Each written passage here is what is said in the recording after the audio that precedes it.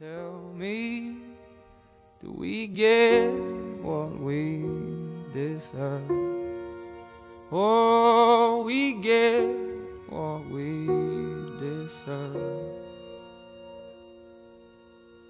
And where down we go, go, go, go.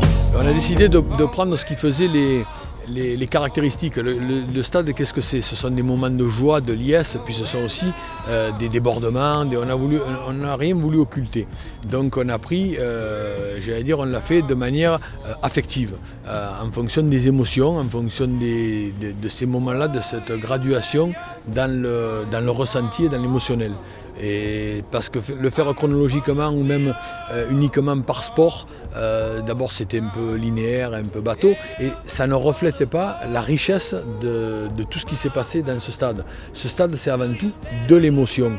Et donc le livre devait être bâti sur les moments d'émotion. Pourquoi c'est le cadeau de Noël idéal? Parce qu'il est beau, qu'il s'adresse à toutes les générations, pour un budget raisonnable. C'est plein de souvenirs, et quand on est Marseillais, c'est comme à Paris, un beau livre sur la Tour Eiffel, ça fait plaisir. À Marseille, la Tour Eiffel de Marseille, c'est le stade. Donc je pense que c'est une bonne idée de cadeau pour Noël. Moi, je l'offrirai en tout cas. C'est un véritable patrimoine architectural, mais c'est aussi un patrimoine humain. Le public, au fil des années, c'est vrai qu'il a des comportements différents, mais on retrouve quand même une transmission, il y a une permanence dans la fidélité, dans l'attachement.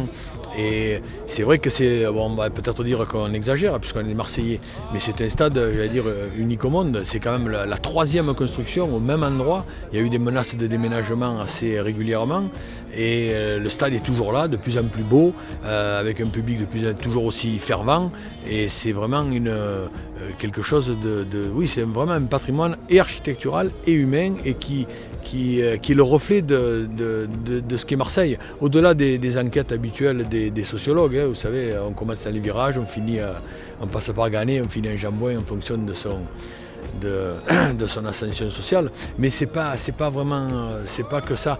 Le Vélodrome, c'est beaucoup plus que ça. Et c'est vrai qu'en relisant l'histoire, on se rend compte, on s'est attaché à toutes les périodes, de l'inauguration à la période de guerre jusqu'à maintenant, et on sent vraiment une permanence, on ressent Marseille.